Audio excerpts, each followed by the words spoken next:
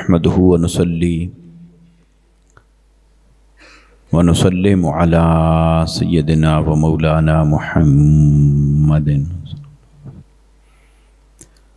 रसूलिहिन नबिय्यिल अमीनिल मकीनिल हनीनिल करीमिर रऊफिर रहीम। अम्मा बअद फ़अऊज़ु बिल्लाहि मिनश शैतानिर रजीम। बिस्मिल्लाहिर्रहमानिर्रहीम।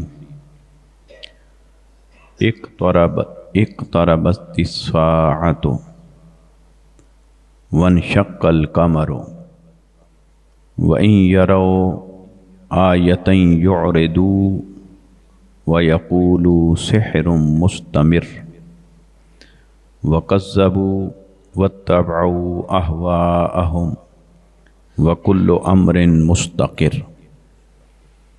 सदक़ल्लाहुल अज़ीम व सदक़ रसूलुहुन नबियुल करीम व नहनु अला ज़ालिका लमिनश शाहिदीन व शाकिरीन वल्हम्दुलिल्लाहि रब्बिल आलमीन। हम्द व सलात के बाद लायक सद एहतराम हाज़रीन व सामईन, ख़वातीन व हज़रात, अल्लाह और उसके हबीब सल्लल्लाहु अलैहि वसल्लम का फ़ज़्ल व करम है जिसके सदक़े से हम सब जुमअतुल मुबारक के इस बाबरकत इज्तिमा के अंदर हाज़िर हैं। दुआ करें अल्लाह तबारक व तआला हम सब की हाज़िरी अपनी बारगाह में कबूल व मंजूर फरमाए। आज माह रजबुल मुरज्जब शरीफ का पहला जुमअतुल मुबारक है और इस माह मुबारक में अल्लाह रब्बुल इज़्ज़त ने अपने हबीब मुकर्रम अहमद मुज्तबा मुहम्मद मुस्तफ़ा सल्लल्लाहु अलैहि वसल्लम को मेराज अता फरमाया और ये आका अलैहिस्सलातु वस्सलाम के मोजज़ात में से सबसे बड़ा मोजज़ा है।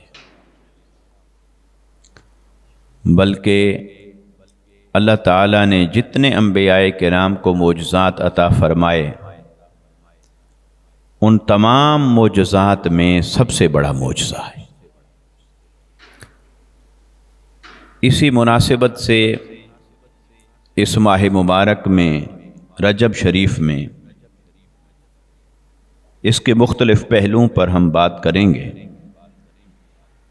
और आज इस ज़िमन में सबसे पहली गुफ्तगू करेंगे कि मोजज़ा क्या होता है, मोजज़ा की हकीकत क्या है और कौन कौन से मोजज़ात अल्लाह रब्बुल इज़्ज़त ने अंबियाए किराम को अता फरमाए। इस हवाले से चंद बातें आपकी खिदमत में अर्ज़ करता हूँ। सबसे पहली बात तो ये है कि मोजज़ा किसे कहते हैं। इसका लुग़वी माना है ऐसी शय जो अक्ल को आजिज़ कर दे, अक्ल को समझने से बेबस कर दे। तो जो अक्ल को आजिज़ बना दे उसे मोजज़ा कहते हैं। अक्ल जिसके समझने से कासिर हो उसे मोजज़ा कहते हैं। इंसान अपनी अक्ल से, फ़हम से समझना चाहे और उसकी समझ में न आए तो बस जो इंसान की अक्ल में न आए, उसकी समझ में न आए, अक्ल आजिज़ आ जाए, बेबस हो जाए जिसके समझने से, उसे मोजज़ा कहते हैं। तो यहाँ इसके माना से ही पहली बात समझ में आ गई कि जब अक्ल उसके सामने आजिज़ है तो फिर अक्ल मानेगी कैसे। अगर कोई आदमी मोजज़ा के ऊपर ये एतराज़ करे कि ये तो अक्ल में नहीं आ रहा, तो भाई मोजज़ा कहते उसे हैं जो अक्ल में ना आए। अगर कोई आदमी कहे भी ये समझ में नहीं आ रहा तो उसे कहेंगे भी मोजज़ा उसे कहते हैं जो समझ में ना आए। ये तो मोजज़ा की तारीफ यही है। लिहाजा मोजज़ा मानने से ताल्लुक़ रखता है سمجھنے سے تعلق نہیں رکھتا۔ اور یہ جو معجزہ ہوتا ہے اس کو کہتے ہیں جو خارق عادت ہو، جو روٹین سے ہٹ کر کوئی بات ہو، جسے آنکھ نے کبھی دیکھا نہ ہو، کان نے کبھی اس جیسی بات سنی نہ ہو، اس جیسا واقعہ کبھی مشاہدے میں نہ آیا ہو، ایسی کوئی انہونی بات ہو جائے، انہونی شے ہو جائے، اسی کو معجزہ کہتے ہیں۔ وہ خارق عادت ہوتا ہے۔ اور یہ خرق عادت، خرق عادت، یہ روٹین اور عادت سے ہٹ کر جو چیز ہوتی ہے اس کی 4 صورتیں علماء نے بیان کی۔ ایک کا نام ہے قدرت الہیہ، پھر ایک کا نام ہے معجزہ، پھر ایک کا نام ہے ارہاس، پھر ایک ہے کرامت، بلکہ ایک 5ویں شے کو بھی اس کے ساتھ ایڈ کر لیں، ایک کا نام ہے استدراج۔ مثال کے طور پر انسان کی آنکھ نے ہمیشہ ایک شے کا مشاہدہ کر رکھا ہے کہ جس شے کو بھی آگ میں ڈالا جائے وہ جل جاتی ہے۔ یہ انسانی آنکھ کا مشاہدہ ہے۔ کپڑے کو ڈالا وہ جل گیا، لکڑی کو ڈالا جل گیا، کبھی ہاتھ لگایا ہاتھ جل گیا۔ تو مشاہدہ یہ ہے کہ آگ کے اندر جس شے کو ڈالا جائے تو آگ اسے جلاتی ہے۔ تو جب ہم نے 1 بار دیکھا، 2 بار دیکھا، 3 بار دیکھا، بچپن سے دیکھتے رہے، بار بار مشاہدہ کرتے رہے، تو وہ جو بات بار بار ہمارے مشاہدہ میں آ گئی اسے عقل نے تسلیم کر لیا۔ اس مشاہدہ کی وجہ سے عقل نے تسلیم کر لیا، حالانکہ عقل کو یہ بھی نہیں پتا کہ آگ نے اسے کیوں جلایا، اس کے جلانے کا فنکشن کیا ہے، اس کے جلانے کی یہ تاثیر کہاں سے پیدا ہوئی۔ عقل کو اس کے بارے میں معلومات نہیں ہے، ہر آدمی کو نہیں ہے۔ کوئی اس کا ماہر ہوگا تو اسے پتہ ہوگا، اس سائنس کو سمجھتا ہوگا، وہ اس کی باریکی میں چلا جائے گا۔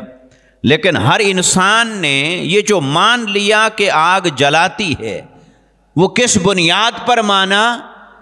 کہ اس کا مشاہدہ ہوتا رہا، اس نے جب جب دیکھا ایسا ہوا، جب بھی اس نے دیکھا آگ میں کوئی شے ڈالی گئی وہ جل گئی، بس اس نے مان لیا اس بات کو کہ آگ میں جب بھی کوئی شے ڈالی جائے تو وہ جل جاتی ہے۔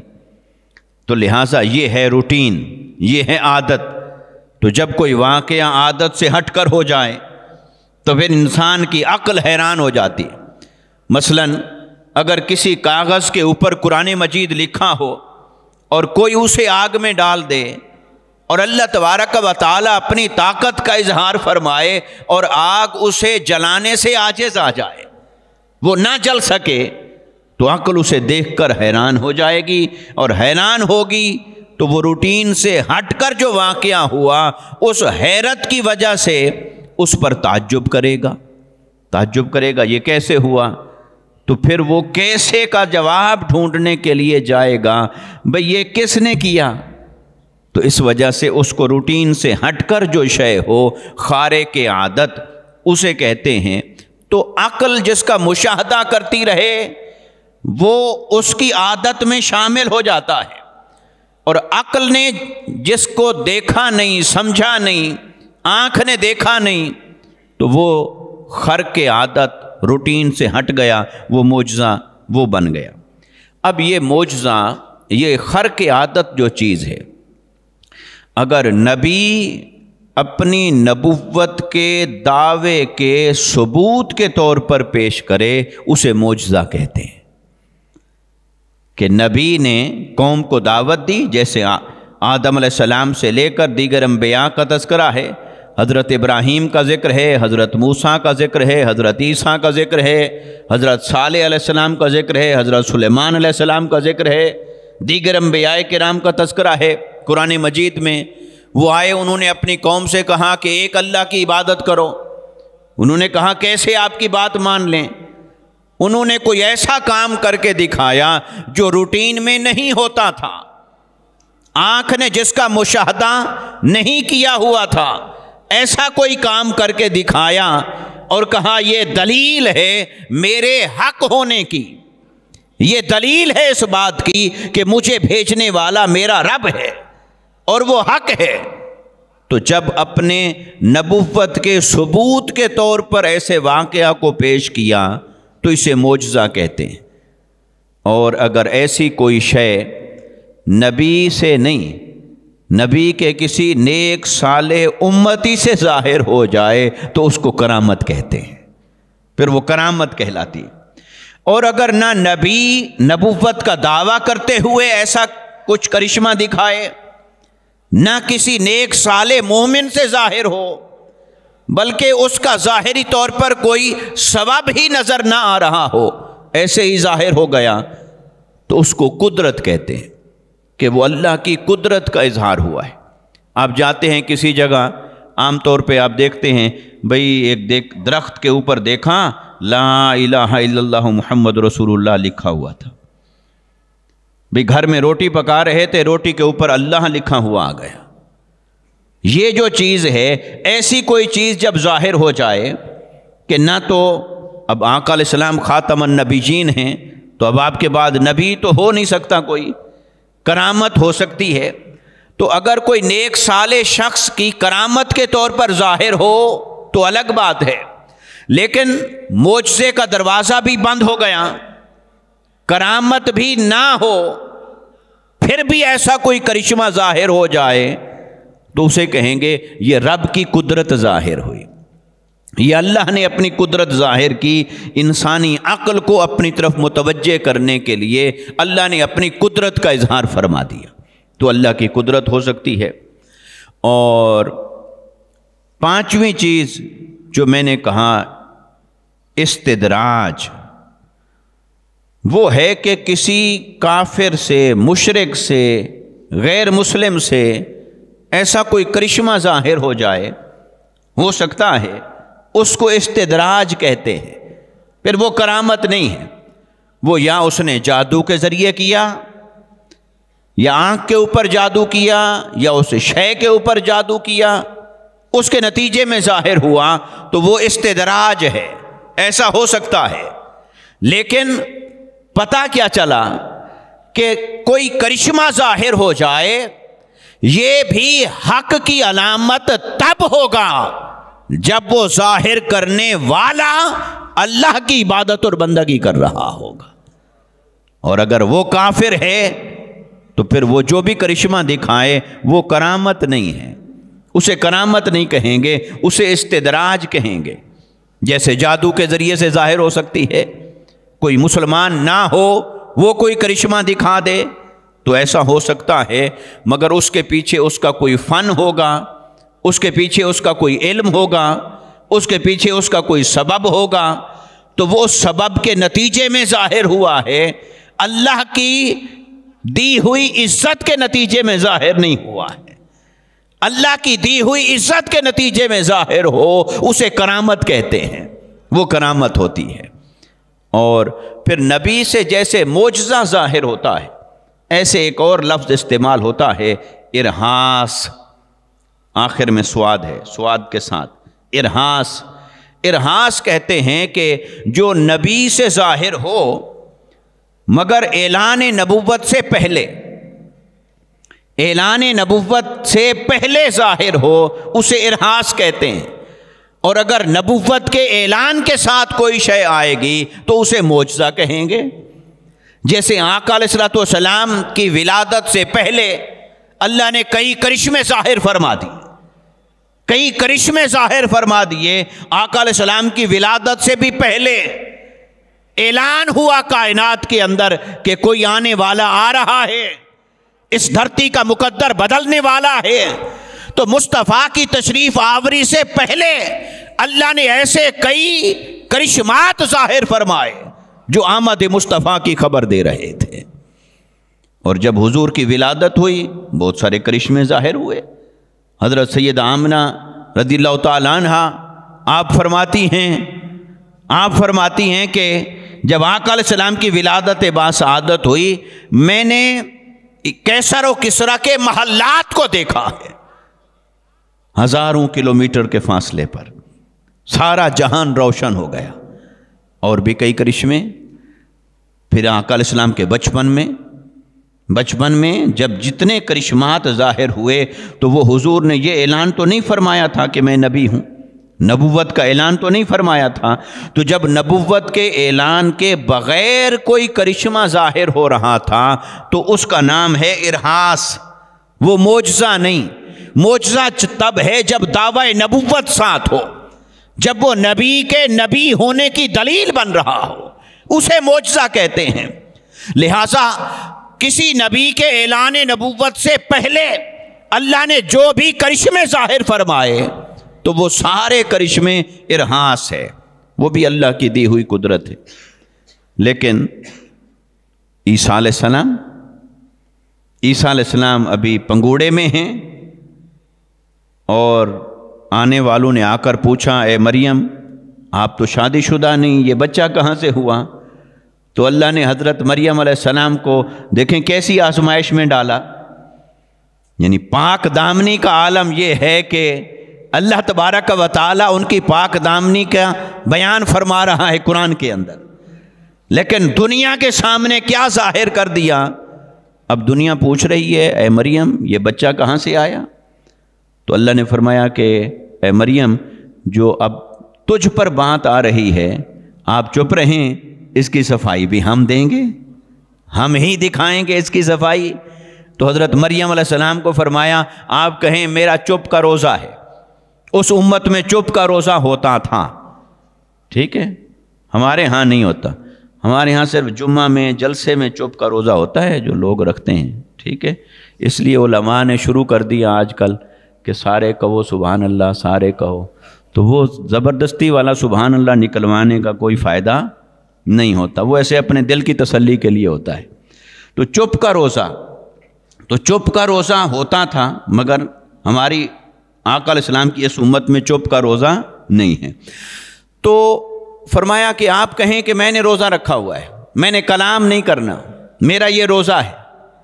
تو انہوں نے کہا پھر یہ جواب کون دے گا؟ کہاں پھر جواب میں نے نہیں دینا، یہ آنے والا بتائے گا یہ کیسے آیا ہے، اس سے پوچھ لو کہ یہ کیسے آیا ہے۔ انہوں نے کہا یہ تو پنگوڑے کے اندر ہے، اس سے کیا پوچھیں؟ پنگوڑے میں بھی بچہ ہو، ابھی پیدا ہوا، ایسا بچہ بھی کبھی کچھ بولتا ہے؟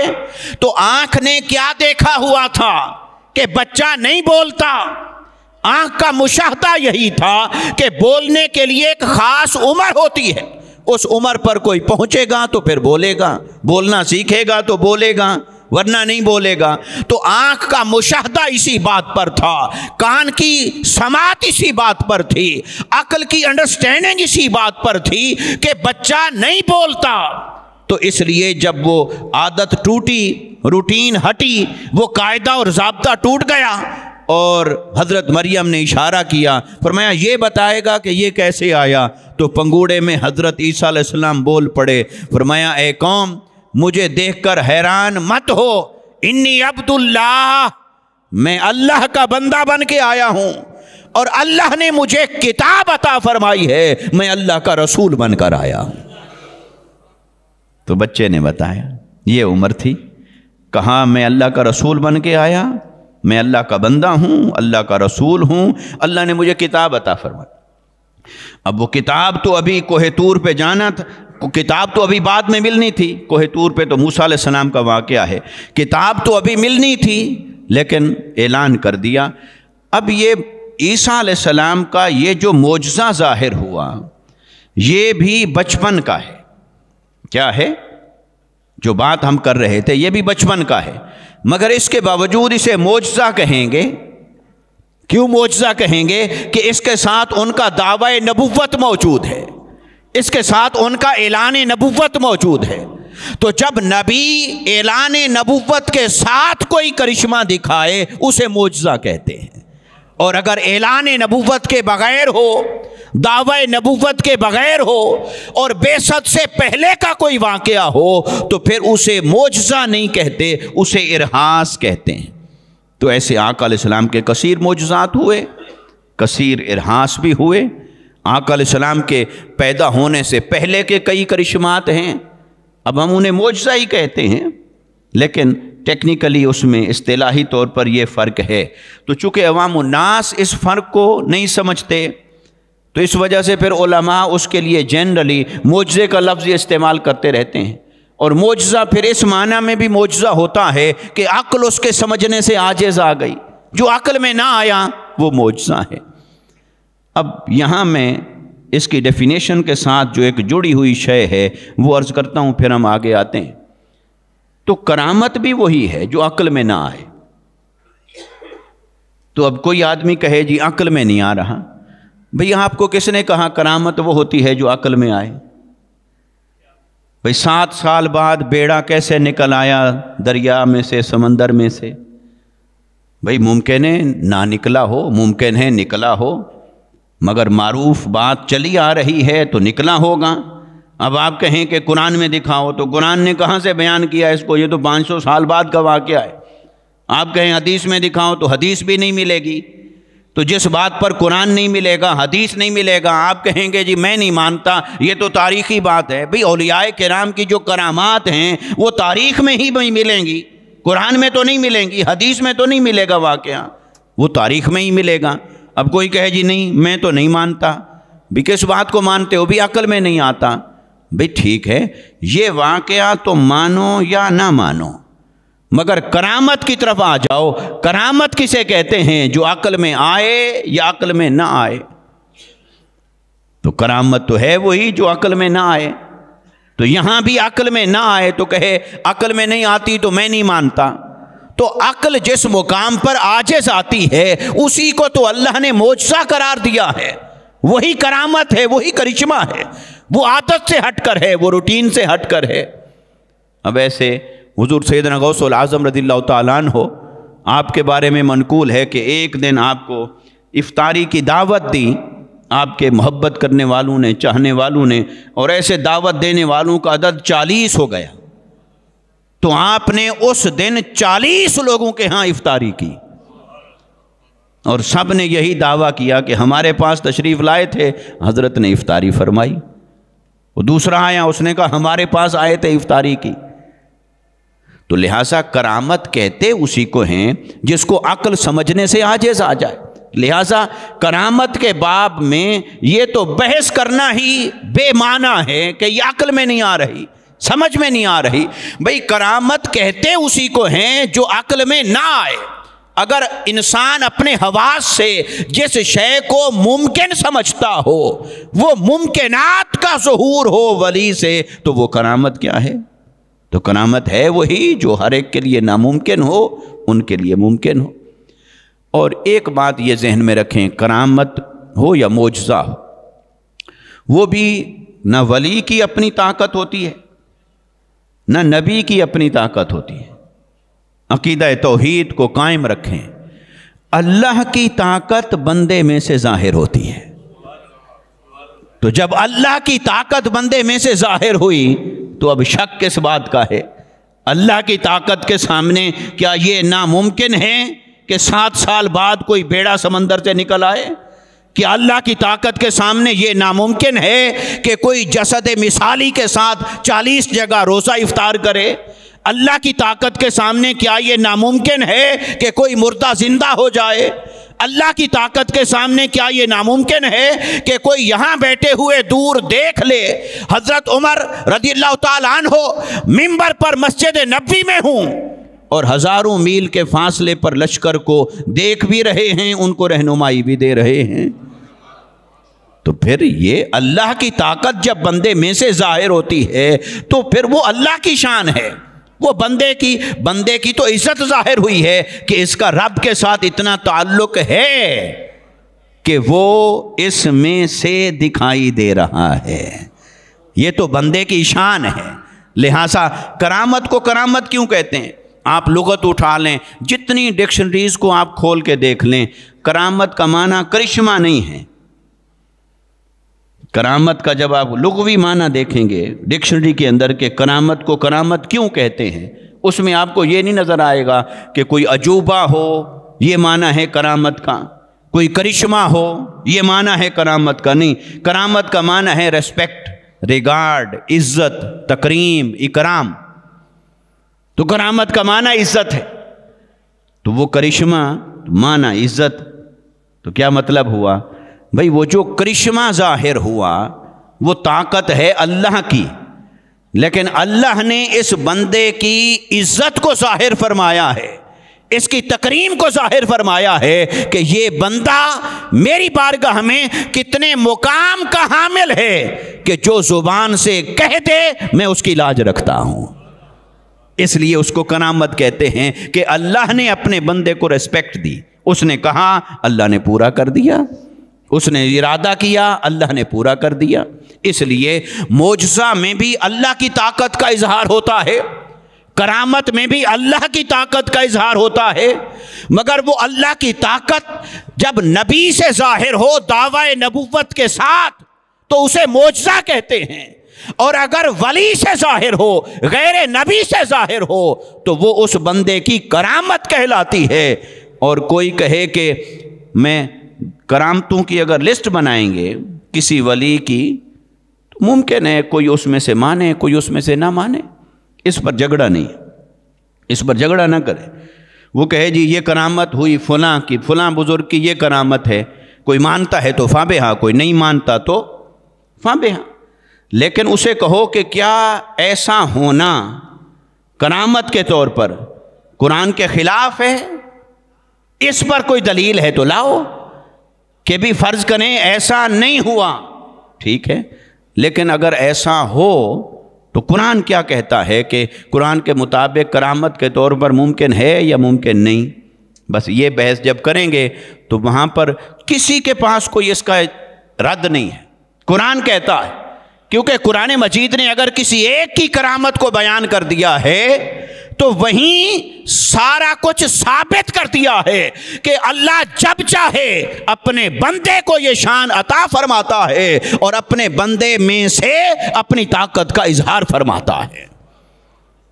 اور کرامات کے طور پر تو آصف بن برخیہ کا واقعہ ہے، جو حضرت ملکہ بلقیس کا تخت لائے پلک جھپکنے سے پہلے، ہزاروں کلومیٹر کے فاصلے پر پڑا ہے، پلک جھپکنے سے پہلے لے آئے، حاضر کر دیا. تو یہ اس کو قرآن نے بیان کیا. تو جب ایسا ہو سکتا ہے، یعنی وہ بھی تو ایک ناممکن شے ہے، عقل اسے بھی نہیں سمجھتی، تو اگر ایک ناممکن کو وہ ممکن بنا رہے ہیں تو یہ کرامت ہے. تو یہ 7 سال بعد بیڑا کہاں سے نکل آیا، یہ بھی زیادہ سے زیادہ آپ کہو گے ناممکن ہے. تو وہ ناممکن کو ممکن بنانا یہی کرامت ہے. تو لہٰذا کرامت کا انکار کیسے ہو سکتا ہے، اور معجزہ کا؟ تو اللہ تبارک و تعالیٰ نے انبیاء کرام کو معجزات عطا فرمائے. حضرت صالح علیہ السلام، آپ کا معجزہ یہ معروف ہے کہ آپ کی اونٹنی مبارک کا ذکر ملتا ہے، قرآن مجید کے اندر ملتا ہے. صالح علیہ السلام کی اونٹنی قربان جائیں، اونٹنی کا واقعہ ملتا ہے. صالح علیہ السلام نے قوم سے کہا کہ ایک اللہ کی عبادت کرو، تم کس بت پرستی اور شرک کی راہ پر چل پڑے ہو، اس گمراہی اور دلالت کی راہ پہ چل پڑے ہو، ایک اللہ کی عبادت کرو. انہوں نے کہا کہ اے صالح علیہ السلام، ہم کیسے آپ کی بات پر اعتماد کریں، کیسے مانیں؟ کوئی دلیل بتائیں کہ اللہ ایک ہے، کیسے مانیں، کوئی کرشمہ ظاہر کریں. تو حضرت صالح علیہ السلام نے اپنے عصا مبارک کو پہاڑ پر تشریف لے گئے، پتھر کے اوپر ایسے مارا، وہیں سے اونٹنی ظاہر ہو گئی. تو اونٹنی کا تو بچہ پیدا ہوتا ہے نا، تو وہ بچہ نہیں پیدا ہوا، بڑی لمبی چوڑی اونٹنی، جسیم اونٹنی نکل آئی پہاڑ میں سے. اب حضرت صالح علیہ السلام نے فرمایا دیکھو یہ نظر تو آ رہی ہے اونٹنی، لیکن یہ اونٹنی نہیں ہے، یہ ہے میرا معجزہ اور یہ ہے اللہ کی نشانی. اب یہ اللہ کی نشانی کے طور پر ظاہر ہوئی ہے، اب اس کے ادب آداب کچھ اور ہوں گے. اس کو دوسرے جانوروں جیسا نہیں سمجھنا، اس کو دوسرے جانوروں کی طرح نہیں سمجھنا. یہ اللہ کی نشانی کے طور پر ظاہر ہوئی ہے۔ جب اللہ کی نشانی کے طور پر ظاہر ہوئی ہے اور میرا معجزہ بن کر آئی ہے، تو اب اس کے آداب ہیں، اس کا احترام کرنا، اس کا ادب کرنا، اور جس وقت یہ پانی پیے گی چشمے سے، خبردار اس وقت کوئی دوسرا نہیں پی سکتا۔ اور پانی کم ہوتا تھا، اور وہ اونٹنی پانی پینے پہ آتی تو سارا چشمہ ہی صاف کر جاتی، تو وہ پریشان، بھئی یہ تو پانی ختم ہو گیا سارا۔ صالح علیہ السلام نے فرمایا دیکھو تمہارے مطالبے پر میں نے معجزہ ظاہر کیا، اب یہ آزمائش تمہارے اوپر آ گئی ہے، اب اس کا ادب قائم رکھنا ہے، اب اسے کہنا کچھ نہیں، اگر کہو گے اسے ایذا پہنچاؤ گے، بے ادبی کرو گے تو تمہارے اوپر اللہ کا عذاب آئے گا۔ تو اونٹنی پانی پی جاتی، پھر باری مقرر ہوئی، ایک دن اونٹنی پیے گی، ایک دن باقی سب لوگ اپنا پانی خود بھی پئیں گے، جانور پئیں گے، بھر کے رکھیں گے۔ تو پھر وہ ایک تنگ آ گئے، تو تنگ آزمائش مانگی تھی، پورے نہیں اترے، تو جب پورے نہیں اترے تو کیا ہوا، تو جا کر تو اونٹنی کی ٹانگیں کاٹ دی، تو ٹانگیں کاٹ دی تو اونٹنی کی چیخ نکلی، اس کی آہت تھی، چیخ و پکار تھی، بس اللہ رب العزت نے پھر ان پر عذاب نازل فرمایا، حتیٰ کہ وہ قوم تباہ و برباد ہو گئی۔ تو عرض کرنے کا مقصد کیا ہے کہ معجزہ اللہ تعالیٰ نے صالح علیہ السلام کے اس معجزے کو ظاہر فرمایا، لیکن جب ایسا کرشمہ ظاہر ہو نبوت کے دعوے کے ساتھ، نبوت کی دلیل کے طور پر معجزہ جب ظاہر ہو رہا ہوتا ہے تو وہ طاقت اللہ کی ہوتی ہے، اظہار بندے میں سے ہوتا ہے۔ ایسے حضرت ابراہیم علیہ السلام، ابراہیم علیہ السلام کا کیا ہوا؟ ابراہیم علیہ السلام ان کو آگ میں ڈالا گیا منجنیق کے ذریعے، اور آگ پہلے جلائی گئی مہینہ بھر، لکڑیاں جمع کر کے ہر قبیلے نے آگ جمع کی، تو جب اس میں ان کو ڈالا گیا تو حضرت ابراہیم علیہ السلام مطمئن تھے، ان کے دل میں کوئی اضطراب نہیں تھا، وہ مطمئن تھے، اور ان کو آگ میں ڈالا گیا تو گویا وہ تو اپنی جان کو اللہ کی راہ میں قربان کرنے کا ارادہ کیے ہوئے تھے، تو جب انہیں منجنیق کے اندر رکھ کر آگ میں ڈالا جا رہا تھا تب ان کے پاس جبرائیل حاضر ہوا، فوری طور پر بھاگ کے آیا، عرض کیا اے ابراہیم میرے لائق کوئی حکم، کچھ بتائیے، کچھ کروں، کچھ فرمائیں آپ۔ ابراہیم علیہ السلام کا امتحان لے رہا تھا۔ ابراہیم علیہ السلام نے فرمایا سن، اگر تو اپنے بارے میں پوچھنے آیا ہے کہ تیرے لائق کوئی خدمت ہو، تو مجھے یہاں سے بچائے یا آگ کو بجھائے، اپنی طاقت دکھائے، فَأَمَّا إِلَيْكَ فَلَا، اگر تو اپنے بارے میں پوچھنے آیا ہے تو تیرے لیے میری کوئی بات نہیں، کوئی گزارش نہیں، کوئی ریکویسٹ نہیں، کوئی التجا نہیں، اگر تو اپنے بارے میں پوچھنے آیا ہے تو تیری کوئی ضرورت نہیں۔ اس مشکل گھڑی میں بھی اللہ کے توکل پر دل اتنا کامل رہے، یہ نبی کی شان ہے، یہ حضرت ابراہیم علیہ السلام کی شان ہے۔ فرمایا اما الیک فلا، اور اگر تو اپنے لیے پوچھتا ہے کوئی کام تو نو، کوئی کام نہیں، اور اگر تو پوچھنے آیا ہے کہ رب کی طرف کوئی پیغام بھیجوں اور کوئی درخواست بھیجوں اور تو لے کر جائے، اگر یہ تیرا مطلب ہے پوچھنے کا کہ میرے لائق کوئی خدمت، یہ جو تو نے پوچھا کہ میرے لائق کوئی خدمت، یہ اگر تو اپنے بارے میں اپنی طور پر پوچھ رہا ہے تو کوئی ضرورت نہیں، اور اگر تو یہ پوچھنے آیا ہے کہ میں رب کی طرف کوئی پیغام بھیجوں اور اس مشکل سے نکلوں، تو پھر سن، میرا رب مجھ سے بھی تجھ سے بھی بہتر جانتا ہے میں کس حال میں ہوں اور اس نے کیا کرنا ہے۔ پھر میرا رب بہتر جانتا ہے میرے حال کو، میری حالت کو، میری کیفیت کو، پھر میں کیا زبان سے کہوں، کیا تیرے ہاتھ پیغام بھیجوں، پھر وہ محبوب ہی جانتا ہے۔ تو جب وہ جانتا ہے معاذ اللہ، نہ وہ غافل ہے نہ وہ بے خبر ہے، تو اسے اپنی تکلیف بتاؤں کیوں، اپنی آزمائش کی اس گھڑی میں پھر اس کی بارگاہ میں التجا کیا بھیجوں؟ اگر وہ جلانے پر راضی ہے تو ابراہیم جل کر خاک ہونے پر راضی ہے۔ تو کہا نہیں، وہ بہتر جانتا ہے۔ تو پھر جب جبرائیل نے بھی دیکھ لیا کہ دل کے اطمینان کا عالم کیا ہے، دل کے اطمینان کا عالم کیا ہے، تو گئے تو کیا ہوا؟ اللہ نے فرمایا قلنا یا نارو کونی بردن و سلامن علی ابراہیم، اے آگ خبردار، یہ آنے والا تو مجھ پر توکل کر کے آ گیا ہے، مگر جیسے وہ میرا فرما بردار ہے، تو آگ اس کے مقابلے میں تو ہے ہی کچھ نہیں، وہ تو نبی ہے اور میرا خلیل ہے، اور تو محض میری فرما بردار ہے۔ فرمایا خبردار، ان پر سلامتی بن جا اور ٹھنڈی ہو جا۔ تو ابراہیم علیہ السلام کو انہوں نے آگ میں ڈال دیا، وہ درمیان میں جا کر بیٹھ گئے۔ اچھا، بڑی اللہ کے بھی محبت کے بڑے عجیب واقعے۔ اب آس پاس آگ جل رہی ہے، وہ دیکھنے والوں کو کوئی پتہ نہیں کہ آگ کے درمیان کیا ہوا۔ جو باہر کھڑے ہیں معاذ اللہ، جو یہ دیکھنے کے لیے کھڑے تھے کہ ابراہیم علیہ السلام کو ڈال دیا، اب جل گئے، تو اللہ نے کچھ دیر تو ان کے سامنے اسی طرح رکھا، وہ یہی دیکھتے رہے کہ بس ہم نے آگ میں ڈال دیا ہے اور وہ جل رہے ہیں اور وہ خوش ہو رہے ہوں گے۔ لیکن اللہ نے درمیان میں آگ کو فرمایا خبردار، گل و گلزار بن جا، ٹھنڈی ہو جا، سلامتی والی ہو جا، میرے ابراہیم کو کوئی تکلیف نہ پہنچے۔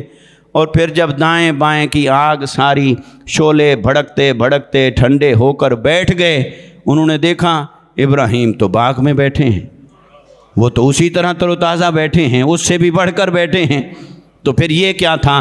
آگ کا کام تھا جلانا، اور وہ عادت سے ہٹ جائے، روٹین سے ہٹ جائے، مشاہدہ سے ہٹ جائے۔ آگ کا کام تھا جلانا، اور وہ نہ جلائے، نہ جلا پائے، تو وہ جو خارق عادت ہوا، وہ چونکہ ابراہیم علیہ السلام کے دعوی نبوت کی دلیل کے طور پر تھا، اس لیے اسے معجزہ کہیں گے۔ یہ واقعہ قرآن میں درج ہے۔ یہ ایسے ابراہیم علیہ السلام کے اور معجزات بھی ہیں، ایسے موسیٰ علیہ السلام کے معجزات ہیں۔ موسیٰ علیہ السلام جب بنی اسرائیل کی قوم کو 6 لاکھ کم و بیش ان کا عدد تھا، ان کو فرعون سے آزاد کرا کے جب نکلے، دریا عبور کیا، تو دریا سے آگے آئے تو صحرا ہے، پانی کچھ نہیں، قوم بڑی لاڈلی تھی۔ انہوں نے کہا ہے موسیٰ علیہ السلام ہمیں تو پانی چاہیے۔ تو موسیٰ علیہ السلام نے عصا مبارک مارا پتھر پر، اور ایک پتھر پر مارا اور اس سے 12 چشمے پھوٹ پڑے، پانی کے 12 چشمے۔ اور 12 اس لیے کہ وہ یعقوب علیہ السلام کے بیٹے 12 تھے، ہر بیٹے سے ایک قبیلہ وجود میں آیا تھا، اور بنی اسرائیل کے 12 قبیلے تھے، اور وہ ہر کوئی اپنے دوسرے قبیلے کے چشمے سے پانی بھی نہیں پینے کو تیار تھا۔ تو موسیٰ علیہ السلام نے ان کے لیے 12 چشمے نکال دیے، فرمایا چلو اپنا اپنا پیو۔ تو یہ عقل جہاں عاجز آ جائے تو معجزہ ہے۔ حضرت سلیمان علیہ السلام کے معجزات قرآن میں موجود ہیں۔ حضرت سلیمان علیہ السلام کی معجزات کی شان کا عالم یہ تھا کہ ہوا پر آپ کی حکمرانی تھی، ہوا آپ کے تخت کو لے کر اڑتی تھی، اور جدھر آپ کہتے ادھر جاتی۔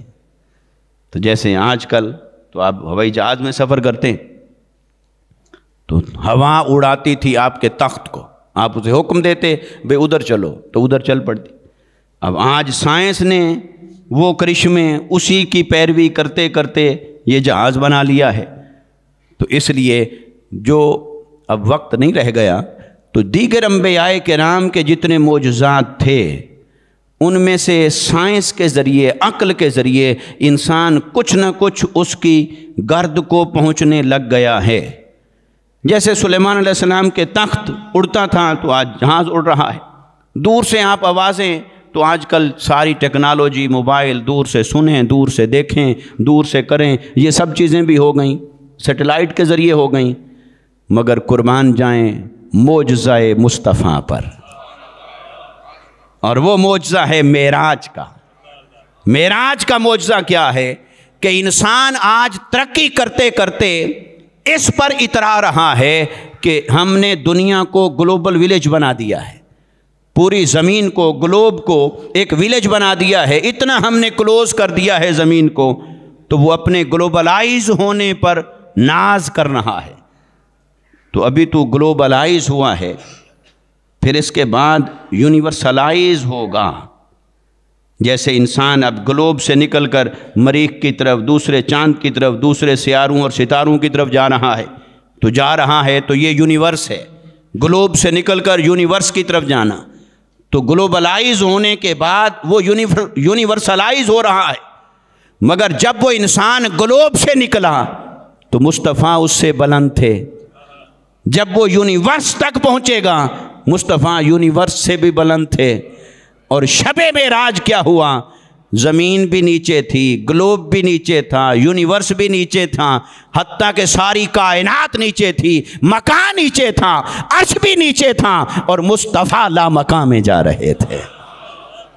لہٰذا یہ انسان ترقی کرتے کرتے جب آخری نقطے پر پہنچے گا، اور آخری نقطے پر پہنچ کر بھی جب شان مصطفیٰ کو دیکھے گا تو اپنے برابر نہیں دیکھ پائے گا، شان مصطفیٰ کو بھی یوں کر کے دیکھنا پڑے گا۔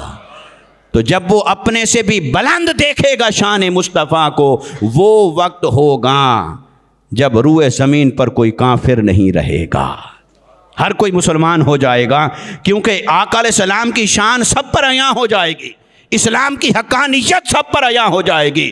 یہ انسان سائنس کے ذریعے جتنا کرشمات کو ایجاد کر رہا ہے، جتنا اس کی ایجادات ہیں، جب وہ اپنی ایجادات پر فخر کرتے کرتے کرتے کرتے معجزات مصطفیٰ کی انتہا کو دیکھے گا تو وہ انسان کہے گا ہاں مصطفیٰ کو رب نے اپنی طرف سے یہ شانیں دے کر بھیجا کہ کائنات میں کوئی اس کی برابری نہیں کر سکتا ہے۔